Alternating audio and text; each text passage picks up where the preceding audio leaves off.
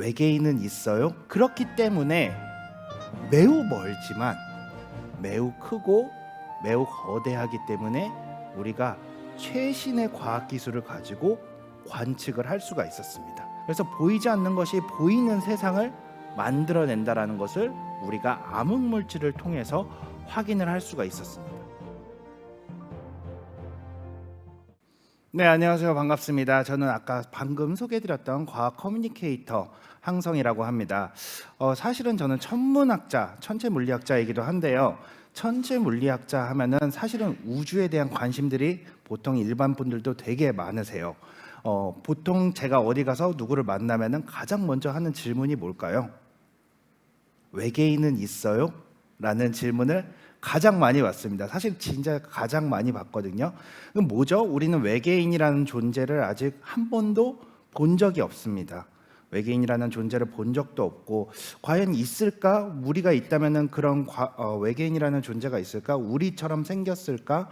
어떻게 생겼을까라고 생각하시는 분들이 많습니다. 바로 상상력이죠. 외계인이라는 존재는 있을 것 같고 과학적인 근거로 분석을 해봐도 있을 가능성이 매우 높습니다. 그럼에도 불구하고 아직 우리는 보지 못했고 확인하지 못했기 때문에 우리는 상상으로만 아직까지 유추를 해야 되는 거죠. 뭐 화학적 분석이라든지 아니면 그 행성의 물리적 법칙이라든지 이런 것들을 통해서 우리가 그들의 모습을 상상하고 생각해낼 수 있는 겁니다.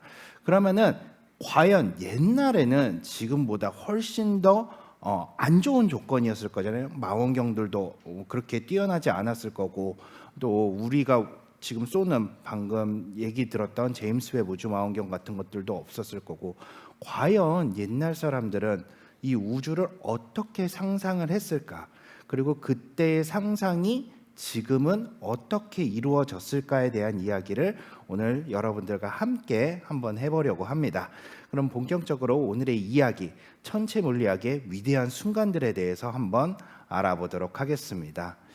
네, 지금 보시는 장면은 바로 2019년 4월 10일 아마 어떤 일이 있었는지 기억하시는 분 계실까요?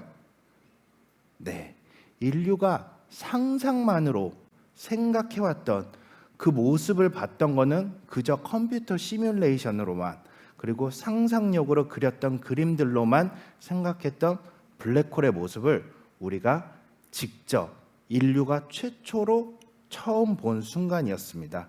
지금 보시는 그림은 블랙홀의 M87이라는 외부 은하 중심에 있는 아주 거대한 블랙홀의 모습을 인류가 맨 처음 관측한 바로 이 모습인데요. 블랙홀은 이렇게 생겼습니다. 이 블랙홀을 어떻게 관측을 했냐? 무려 우리 지구로부터, 우리 태양계로부터 이 블랙홀까지의 거리는 빛의 속도로 가더라도 얼마나 걸릴까요? 네, 엄청나게 긴 시간입니다. 5,500만 광년이나 걸립니다. 5,500만 년. 5,500만 년을 빛의 속도로 가야지만 이 블랙홀에 닿을 수 있고요. 이 블랙홀의 질량은 태양 질량의 65억 배 정도나 된다고 합니다. 엄청나게 크죠. 그렇기 때문에 그 크기도 매우 클 거예요.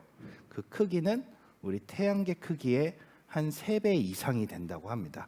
태양에서부터 명왕성 그 너머 카이퍼 벨트 그 너머 오르트 구름 정도의 크기의 3배나 된다고 하니까 엄청나게 크다는 것을 우리가 알 수가 있겠죠.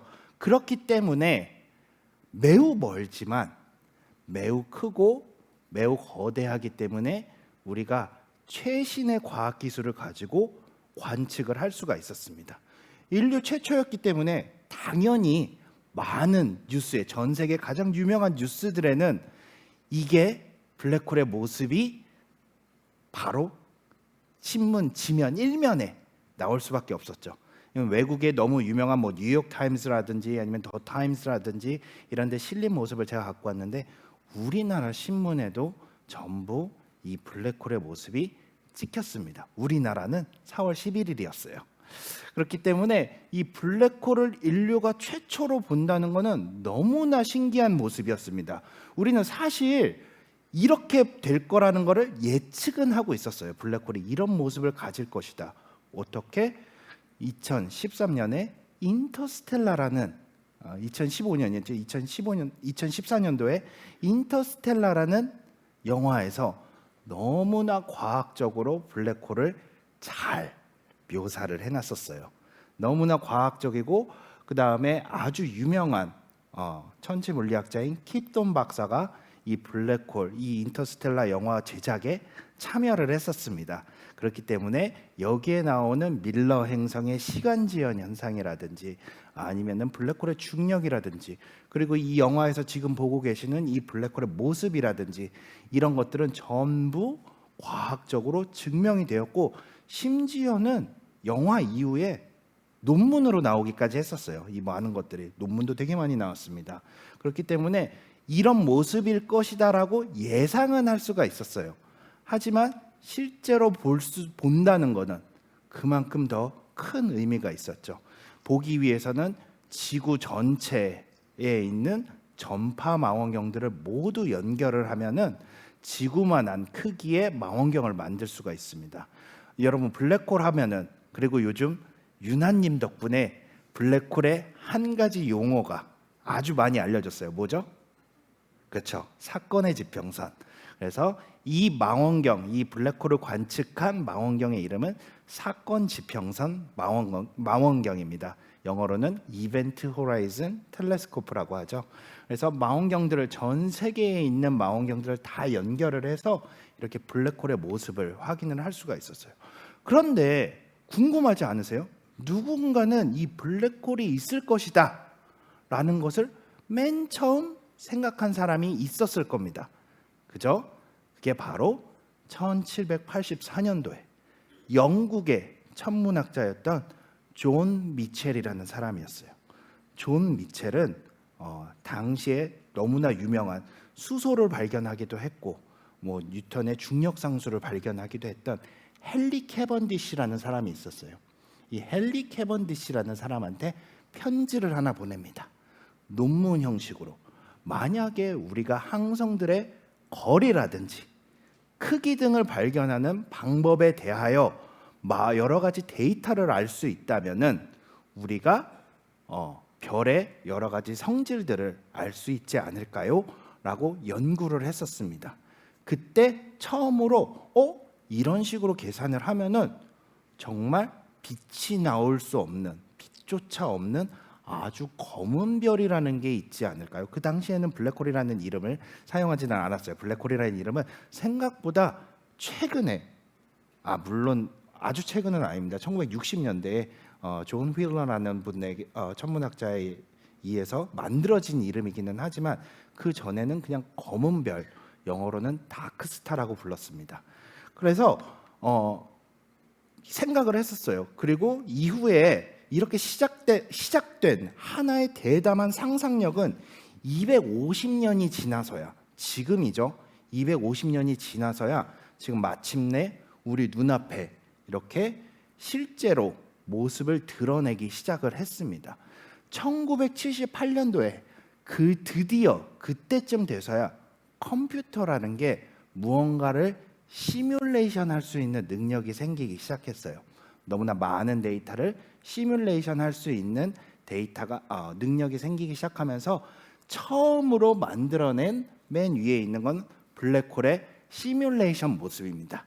이론적으로 계산한 값들을 넣었더니 저런 식으로 만들어질 것이다. 블랙홀은 그렇게 생각을 했고요.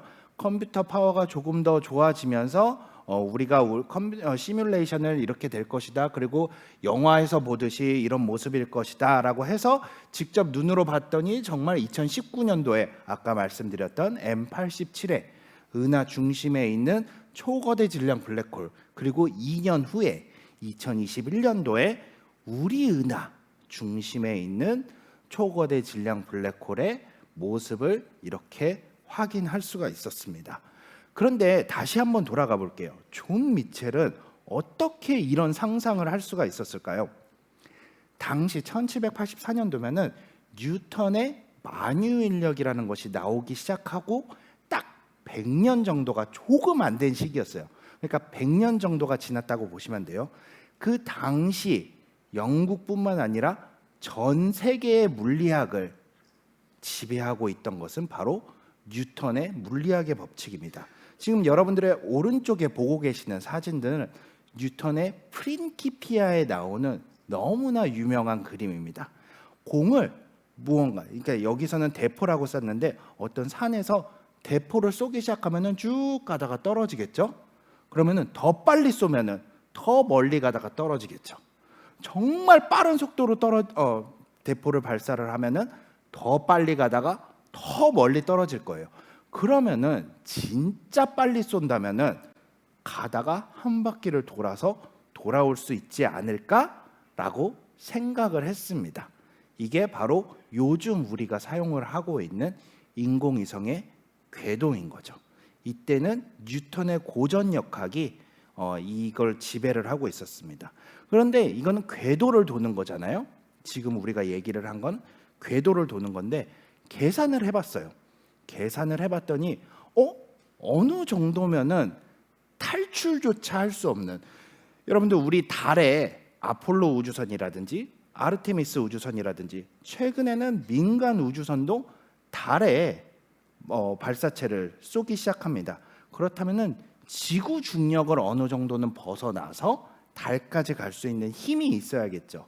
우리는 그런 것을 탈출 속도라고 부릅니다. 탈출 속도를 계산하는 공식은 쓰지는 않았지만 생각보다 쉬워요. 금방 계산할 수가 있습니다. 그래서 같은 방법으로 만약에 그 탈출 속도가 빛의 속도보다 크다면, 그렇죠? 왜냐하면은 당시에도 그렇고 우리의 상식에 지금 현재 우리가 알고 있는 물리학의 법칙에서도 그렇고 세상에서 가장 빠른 건 뭐죠? 빛이죠. 네, 빛의 속도보다 탈출 속도가 빠르다면 빛조차 탈출할 수가 없겠죠. 그 중력에 매여서 빛조차 탈출할 수 없을 것입니다. 그래서 존 미첼은 그렇게 생각을 한 거예요. 만약에 정말 별이 너무나 크고 너무나 무겁다면, 그래서 중력이 세다면은 빛조차 탈출할 수 있는 그 별이 있지 않을까? 그래서 계산을 해봤습니다. 우리 태양과 같은 밀도를 가지고 있다면은 태양 질량이 한 500배 정도 된다면, 태양 질량이 500배 정도 된다면 이론적으로 빛의 속도를 능가를 하게 되는 거예요. 탈출 속도가. 그러니까 빛조차 탈출을 할 수 없다는 것이 밝혀지는 거예요. 그래서 생각을 한 거죠. 이런 게 있을 수도 있다. 그렇지만 이 개념은 이후에 1801년도에 영이라는, 이 영의 이중슬린 실험이라고 하는 그런 실험을 통해서 빛이 파동이다 라는 내용이 알려지기 시작하면서 점차 잊혀져 갑니다. 왜냐하면 무언가 탈출을 하고 움직인다는 것은 그 당시에 빛이 입자라는 것을 가정을 했기 때문이에요. 빛이 입자라는 걸 가정을 했는데, 만약에 빛이 파동이다, 여러분들 제가 지금 말하는 소리가 여러분들한테 들리는 것은 공기라는 매질을 통해서 소리가 전달이 되는 거예요. 그렇기 때문에 빛도 그 당시 사람들은 어떻게 생각을 했냐면, 빛이라는 게 만약에 파동의 성질을 가지고 있다면은 파동을 전달을 하기 위한 무언가가 있어야 되지 않을까라고 생각을 했던 겁니다. 그렇게 생각을 하고 그 당시 과학자들이 제안을 했던 것이 에테르라는 매질이었어요. 가상의 매질이고 지금 현재는 없다는 것이 여러 과학 실험을 통해서 밝혀졌습니다. 그렇기 때문에 빛이 만약에 아무리 이 탈출 속도가 있더라도 에테르라는 매질로 차여져 있으면 그 매질을 타고 전달이 될 수 있을 거야 라고 생각을 할 수가 있었던 거죠. 그렇기 때문에 당시에는 잊혀져 버렸어요. 왜냐하면 빛이 파동의 성질을 갖고 있다는 걸 우리가 증명을 해버렸기 때문에 빛이 어떻게 하면 탈출할 수 있겠네, 에테르라는 매질이 있으면 무조건 탈출을 할 수 있겠네 라고 생각을 했던 거죠. 그러다가 천문학자들은 엄청나게 희한한 현상을 발견을 하고 이 문제를 해결하려 노력을 했는데 노력을 할 수가 없었습니다. 바로 수성의 궤도가 조금씩 움직이는 거였어요. 우리 지구의 궤도, 금성의 궤도, 목성의 궤도를 생각을 해보면은 물론 약간의 타원형이기는 해요. 하지만 그 궤도 자체는 항상 일정합니다. 다시 말해서 항상 태양에서 가까워지는 점, 그 다음에 태양에서 가장 멀어지는 점은 일정해요. 움직이지 않죠. 왜냐하면 궤도 자체가 움직이지 않으니까. 근데 지금 이 그림에 보시면은 수성의 궤도 자체가 조금씩 돌아가고 있어요. 그죠? 다시 말해서 이 말은 무슨 말이냐면은 수성이 태양으로부터 가장 가까워지는 지점이 조금씩 변하고 있다라는 거예요. 이거는 너무나 이해를 할 수가 없는 현상이었습니다. 이거 어떻게 이렇게 된 거지? 이거를 설명을 하려고 많은 천문학자들이 노력을 했어요. 그런데 르비에르라는 사람이 있습니다. 이분은 이론적으로 뉴턴의 만유인력의 법칙을 해가지고 이론적으로 해왕성을 발견하신 분이에요. 계산을 해서 뉴턴의 법칙을 이용해서 계산을 해서 순수하게 저기를 관측을 하면은 해왕성이 있을 거야. 그리고 지속적으로 관측을 했습니다. 그랬더니 이론에 딱 맞게 해왕성이 그 자리에 있었던 거죠. 놀라웠어요. 너무나 놀라웠기 때문에 이것도 같은 원리일 거다. 수성의 궤도가 이렇게 변하는 이유는 그 안에 무언가가 있기 때문이다 라고 해서 미지의 행성인 벌칸이라는 우리가 보지 못하는 미지의 행성이 수성 안쪽에 있을 것이다 라고 예측을 합니다. 그렇게 예측을 하기 시작하죠. 그래서 찾으려고 노력을 했었어요. 지금 저 노란색 수성의 궤도 안쪽에 보면은 주황색 영역이 있습니다. 이론적으로 계산을 했을 때 저 안에 벌칸이라는 행성이 있으면은 수성의 궤도가 이런 식으로 변할 수 있다라고 얘기를 했던 거예요. 그렇지만 끝내 벌칸이라는 행성은 존재를 한다면 찾아져야겠죠. 하지만 찾아지지 않았습니다. 그런데 그 문제를 푼 사람이 바로 여러분들 너무나 잘 아는 오른쪽에 누구죠? 네, 26살의 특허청 직원이었던 아인슈타인입니다. 아인슈타인은 1905년도에 특수상대성 이론을 내고요. 1915년도에 중력과 결합한 일반상대성 이론을 내놓습니다. 바로 아인슈타인은 중력이 힘이 아닌 시공간의 왜곡이라는, 시공간의 휘어짐이라는 이 방법으로 설명을 하기 시작했습니다. 그래서 이 원리를 이용해서 수성의 궤도를 딱 대입을 해봤더니 그 현상을 정확하게 설명을 할 수가 있었던 거죠. 다시 말해서 뉴턴 역학도 설명하지 못했던 거를 이제 아인슈타인의 상대성 이론을 통해서, 다시 말해서 뉴턴 역학이라는 거는 시간과 공간은 따로따로 존재하는 것이라고 생각을 했었어요. 하지만 아인슈타인은 이것을 합치면서 시간과 공간이 서로 분리되어 있지 않는 다른 한 가지의 역할이라고 봤습니다. 그래서 1916년 칼 슈바르츠 실드라는 박사는 아인슈타인의 방정식을 풀어가지고 놀라운 사실을 발견을 합니다. 충분히 어떤 작은 영역에 질량이 모여들게 되면은 저 시공간이 완전히 찢어질 수 있다는 거죠. 이거 어디서 들어봤는데? 바로 그래서 그 당시에 150년 전의 아이디어였던 미첼의 검은 별 이론이 다시 등장하기 시작합니다.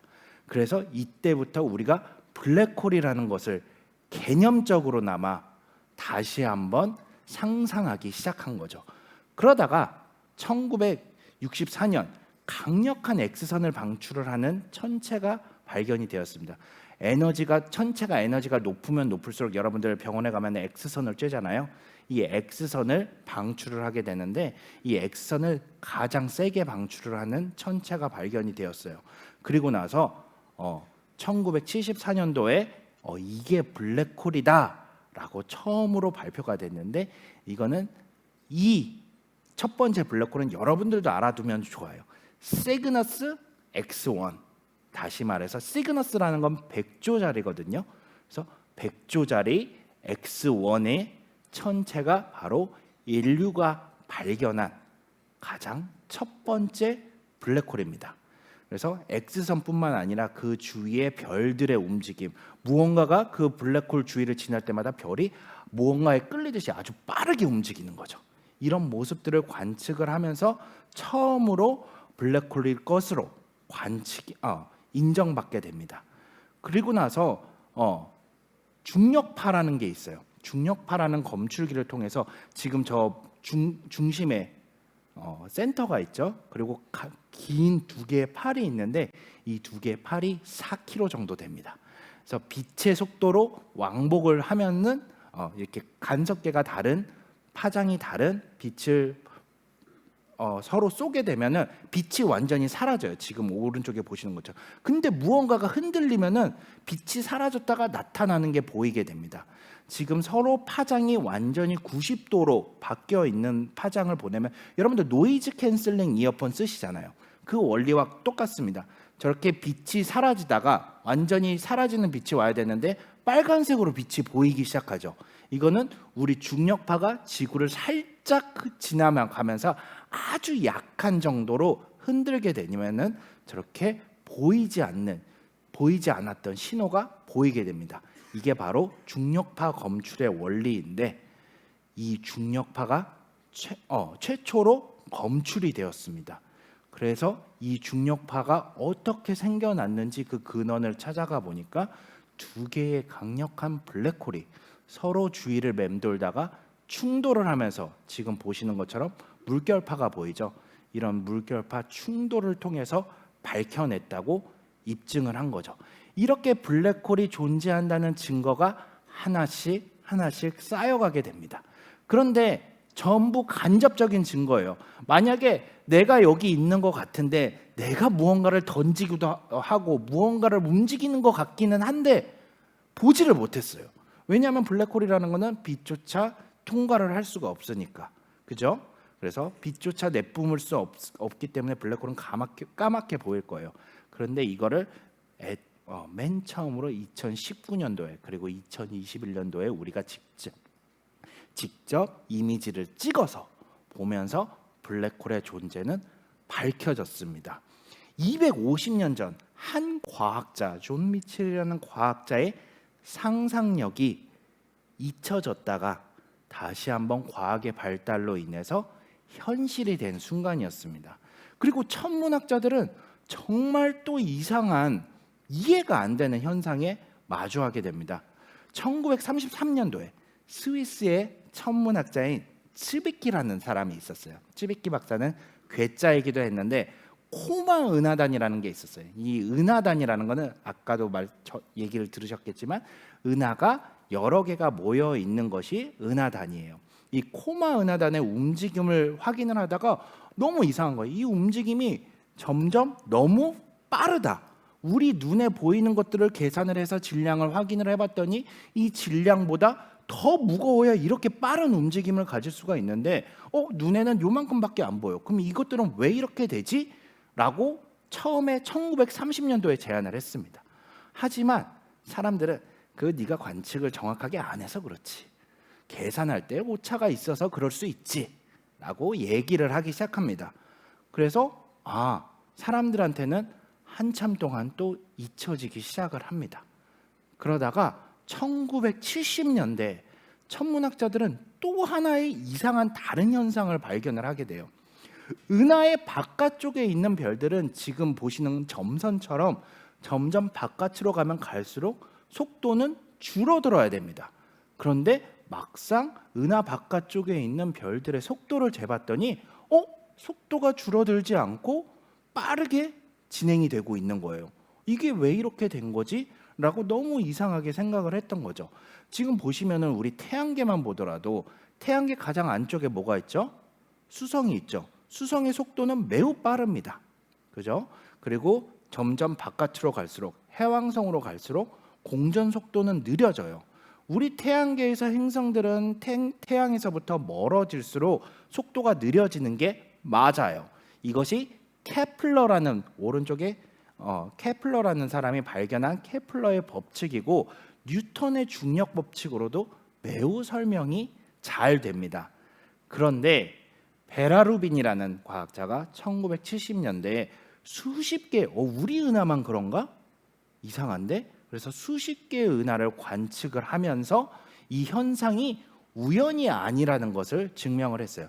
지금 보시는 그래프는 다른 은하, 외부 쪽에 있는 은하들의 그래프인데 다른 은하들의 그래프의 모습을 보더라도 우리 은하와 같은 모습을 하고 있네. 비슷한 형태를 가지고 있네. 다른 은하의 바깥쪽에 있는 별들도 속도가 매우 빠르네. 매우 이상하게 생각을 합니다. 그래서 결론은 어떻게 내리냐면은 눈에 보이지 않는 무언가가 매우 무거운 무언가가 이 은하를 감싸고 있구나라고 생각을 하게 되는 거죠. 이것이 바로 암흑 물질입니다. 보이지는 않지만 오직 한 가지의 힘, 중력만으로 그 존재를 드러내고 있는 매우 신비로운 물질이죠.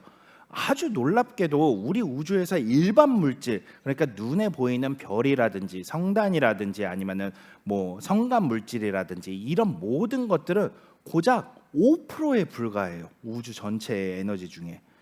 놀랍게도 27%가 암흑 물질로 차지하고 있습니다. 나머지는 다 암흑 에너지고요. 놀랍지 않습니까? 암흑 물질의 존재는 여러 가지 다른 방법으로도 알 수 있는데 전명원 교수님이 말씀을 해주신 대로 우리 바로 이렇게 빛이 휘어지는 중력 렌즈의 효과로 확인할 수가 있습니다. 중력 렌즈는 왜 이렇게 빛날까라고 봤을 때 빛이 우리한테 오지 못할 원래는 바깥쪽으로 갔어야 될 빛들이 중력에 가까운 가운데 아주 무거운 것이 있기 때문에 아까 아인슈타인은 시공간이 휜다고 말씀드렸잖아요. 이 시공간의 휘어짐으로 인해서 빛이 우리 쪽이 아닌 곳으로 가야 될 게 휘어서 우리한테 오는 거죠. 그래서 빛이 모이다 보니까 여러 개의 모습으로 보일 수도 있고 이렇게 휘어서 보일 수도 있고 오히려 더 밝게 보일 수도 있는 것이죠. 지금 보고 계시는 이 은하의 모습은 총알 은하단이라고 하는 모습입니다. 2006년도에 처음으로 여러 가지 파장대로 인해서 확인을 한 건데 가장 잘 보이는 가시광선 영역에 X선, 그 다음에 중력 렌즈를 통해서 이용한 그림을 통해서 이 모습을 그려냈어요. 명확하게, 물론 암흑 물질은 잘 보이라고 여러분들한테 파란색으로 표시를 한 겁니다. 빨간색의 모습을 보시면 어때요? 뭔가 여러분들 비행기가 음속을 돌파하면은 그 충격파가 생기죠. 그 충격파와 같은 모습을 나타내고 있습니다. 하지만 암흑 물질은 귀신같이 서로 반응을 하지 않고 바깥쪽으로 밀려나죠. 무언가가 물질이 충돌을 한다면 속도도 느려질 것이고 충격파도 생길 거고 모양도 변할 거예요. 그런데 가장 바깥쪽에 있는 암흑 물질을 보면은 유령같이 서로 반응하지 않고 먼저 통과해 버리는 모습을 우리가 이 그림을 통해서 확인을 할 수가 있었어요. 그래서 암흑 물질이라는 것은 정말 어떤 것과 반응하지도 않고 관찰되지도 않고 서로 통과해 버리는구나. 암흑 물질의 성질을 어느 정도는 우리가 이거를 통해서 예측을 할 수가 있었죠. 현재 전 세계 과학자들이 이 신비로운 물질을 직접 검출을 하기 위해서 각종 지하 시설이라든지 24시간 이 암흑 물질을 찾기 위해서 노력을 하고 있습니다. 비록 아직 직접적으로 검출을 하지는 못했지만 암흑 물질은 우리 우주의 거대 구조를 형성하는 핵심적인 요소죠. 그래서 보이지 않는 것이 보이는 세상을 만들어낸다라는 것을 우리가 암흑 물질을 통해서 확인을 할 수가 있었습니다. 1930년대에 츠비키가 이론적으로 생각을 했던 게 나중에 관측 기술이 발달을 하면서 관측으로 증명이 됐고 그 존재를 우리가 확인을 할 수가 있었던 거죠. 또 다른 예시가 하나 있습니다. 1920년대 에드윈 허블은 당시 세계에서 가장 큰 망원경을 통해서 은하들을 관측을 했습니다. 은하를 관측을 했더니 여러분들 아까도 얘기했듯이 멀리 있는 은하는 더 빠른 속도로 멀어진다라는 것을 우리가 확인을 할 수가 있었어요. 다시 말해서 우리 우주가 점점 커지고 있다는 것을 확인할 수 있었습니다. 이거는 그 당시에 우주는 어떻게 생각하고 있었냐면은 우주는 정적이다, 우주는 변하지 않는다라고 생각을 하고 있었는데 우주는 끊임없이 팽창을 하고 있었던 거죠. 그리고 당시의 신부였던 비슷한 시기에 르메트르라는 신부가 있었습니다. 신부이자 과학자이기도 한 분인데 이 조지 르메트르는 한 걸음 더 나아갔어요. 우리가 만약에 팽창을 하고 있다면은 이 팽창을 우리가 풍선을 불듯이, 풍선에 바람을 빼면 원래 상태로 돌아가잖아요. 그것처럼 만약에 점점 거꾸로 가면은 시작점이 있을 수 있겠다라고 얘기를 합니다. 그래서 이 시작점이 있을 수 있다라는 이론을 펼쳐요. 그런데 당시 대척점에 있었던 우주는 원래 그 상태야. 하지만 팽창은 하고 있다는 건 인정을 할게. 그럼 뭔가 물질에 계속 생기는 거 아닐까라고 예측을 할 수 있었기 때문에 그 당시에 지금 보이는 프레드 호일이라는 분이 방송에 나와가지고 BBC 방송에서 그게 뭐야? 그런 이론이 어딨어? 뭐가 빵 하고 터졌다는 거야? 라고 빅뱅이라는 놀림을 합니다. 그 이론을. 그 놀림이었던 이름이 아예 그 이론의 이름으로 붙여졌던 재미있는 일화가 있는 거죠. 그런데 1964년 전혀 뜻하지 않은 곳에서 아주 결정적인 증거가 나타납니다. 벨 연구소의 두 연구원이 바로 이 안테나를 통해서 잡음을, 우주에서 계속적으로 오는 잡음을 관측을 하게 됩니다. 바로 이게 우리가 알고 있는 우주의 시작이었다는 증거, 우주 배경 복사라고 하고 요즘에는 우주 마이크로파 배경이라고 하는데, 맨 처음에 폭발이 있었다면, 우주가 빅뱅을 통해서 우주가 생성이 됐었다면 초기 우주는 매우 뜨거웠을 거고, 뜨거워서 원소조차 형성이 안 된 상태에서 무언가가, 그 원소가 풀어지는 순간이 있었을 것이다. 그때 그 당시의 흔적을 우리가 볼 수 있는 모습이 바로 이 마이크로파 배경입니다. 지금까지 우리는 놀라운 여정을 여러분들과 함께를 했습니다. 250년 전 한 과학자의 상상력이었던, 그리고 이론으로만 풀어냈던 블랙홀이라는 존재가 정말 관측과 과학기술의 발달로 실제하고 존재하고 있다는 것을 확인을 할 수 있었고요. 암흑물질이라는 것도 이론을 통해서 한 과학자가 상상을 했던 내용이 우리가 지금은 현실이고 존재를 한다라는 것이 밝혀지면서 그것에 대한 연구를 하고 있고요. 그다음에 우주의 시작이 있었다는 상상, 관측을 통한 상상을 통해서 우주의 시작이 빅뱅이라는 것이 지금 우리 현대 우주론의 정설로 자리 잡고 있습니다. 사실 과학의 역사라는 것은 상상력과 현재와 끊임없이, 상상력의 증거와 끊임없이 대화를 하는 것이 바로 과학의 역사라고 생각을 합니다. 오늘 우리가 살펴본 여러 가지 이 세 가지 이야기들은 모두 처음에는 터무니없는 이야기로 들렸을 거예요, 모든 사람들한테. 하지만 이런 터무니없는 상상들이 결국 우리 우주의 이해를 완전히 뒤집어 버렸죠.